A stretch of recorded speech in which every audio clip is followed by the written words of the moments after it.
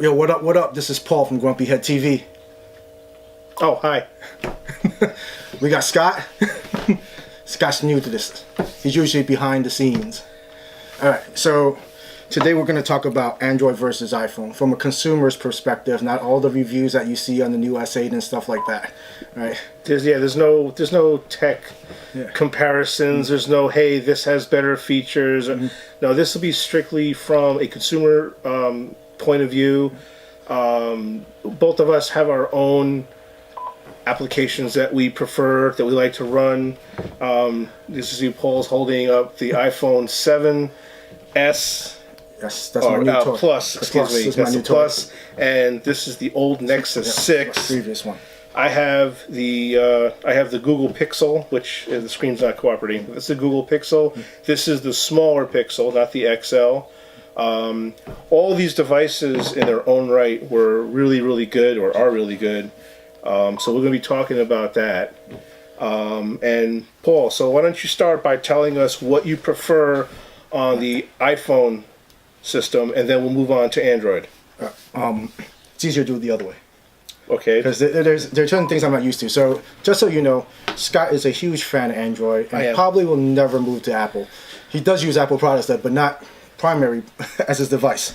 So this used to be, the Nexus 6 used to be my primary device, and it worked great. Everything was fine with it up until, what, close to 2 years now? I've been using, I think. Yeah. The battery started dying, and that's normal because we're heavy users. And so I decided to try the iPhone. And business-wise, I guess for what I need it for, the applications for the iPhone does work. Either similar or some work a little bit better.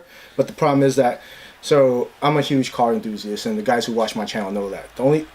There's a couple of things I have issues with. One is that the ODB reader I have does not work with my iPhone because you need the Bluetooth version and not the Wi-Fi version.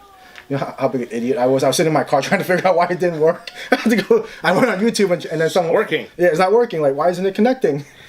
The thing about everybody with iPhone against Android is, you have your typical fans and one's going to bash the other.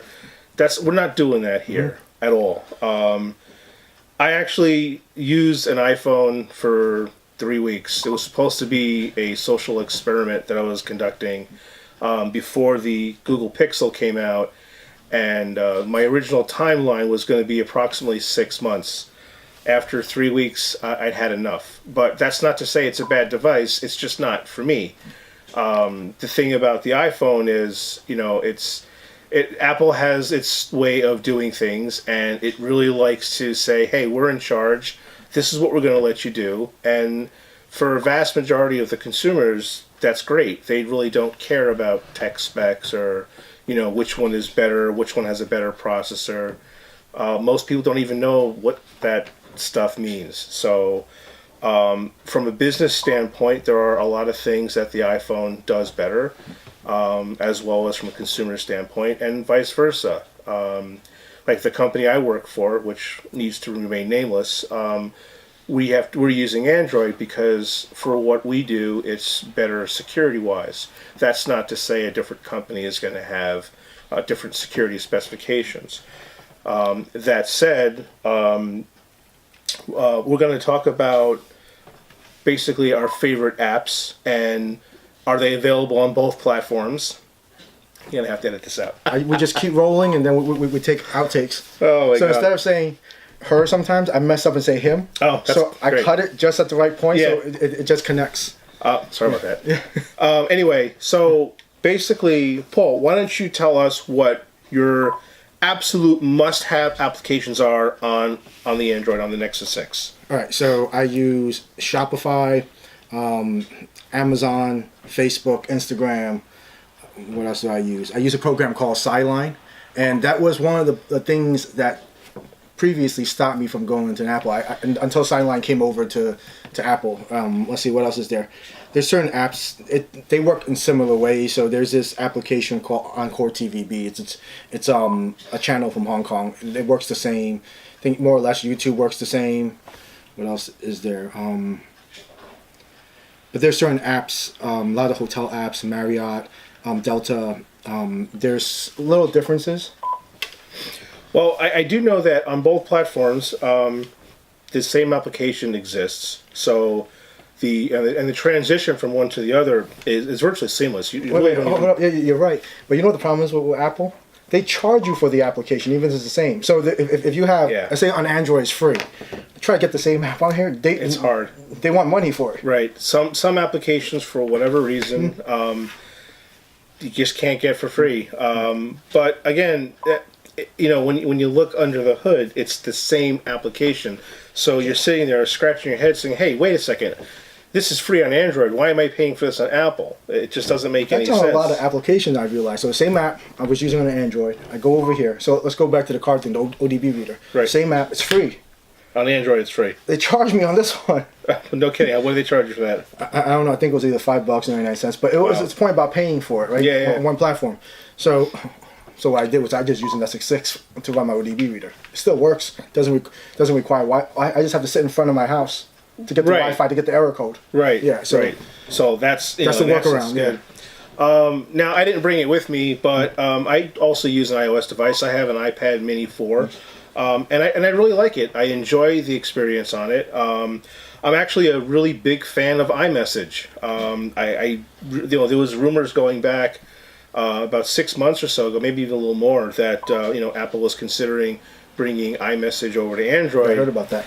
And I was like, hey, this is great, because I really like that app.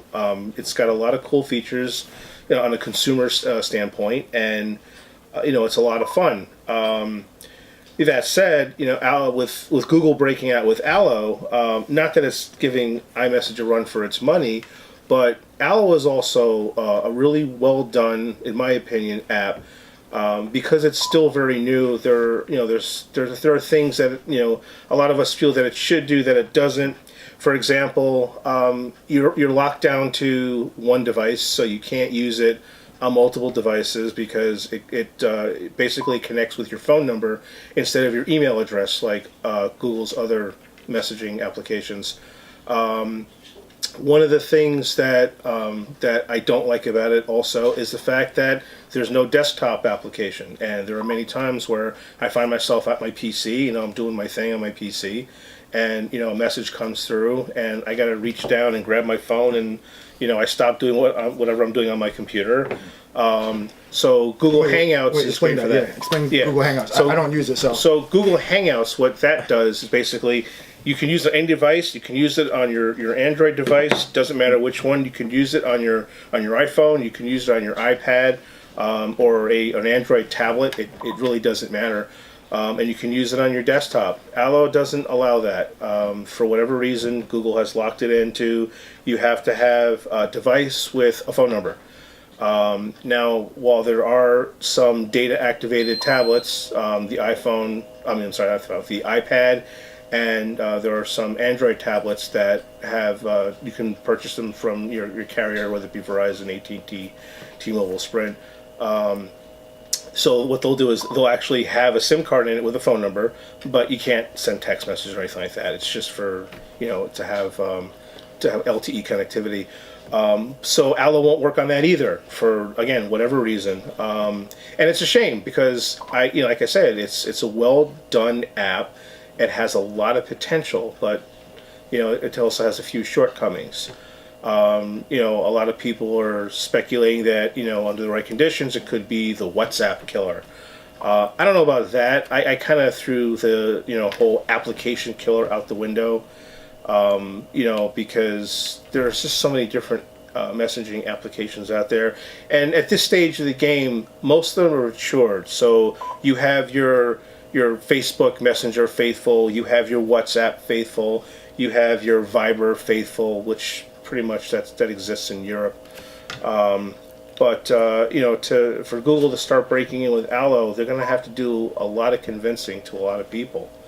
But that said, it is, like I said, it's a really nice app. I do like it. They just came out with a brand new feature where it's kind of like the what is that Bitmoji? I don't know if you ever hear of Bitstrips? No. So Bitstrips basically is like you can create like a cartoon character of yourself. Mm-hmm. It's actually pretty cool. It was taken over by I can't remember what it was taken over. We'll show you that in the next episode. Yeah. Sorry about that. Or we'll put a link in the description below. But anyway, so Bitstrips itself was dissolved, and they left in its place Bitmoji. So basically, it's your old Bitstrips cartoon character thingy. No idea what he's talking about. I'm sorry. And it takes what do you call it? It takes it kind of adds like a whole bunch of stickers to it, so that you can pretty much see yourself in big lettered words underneath. It's cute, but it ran its course relatively quick. So it's kind of like when you type the word "celebrate" or whatever on an iPhone, it pops up. No, actually, it's more like stickers. It's kind of hard to explain. It really is hard to explain. You might have to edit this out. We're gonna figure that entire part out with Scott next week. If you like the episodes that we're doing, make sure you subscribe. Click the like button. If you don't like it, comment below. Follow us on Instagram. Follow us on Facebook. I was getting to that. All right.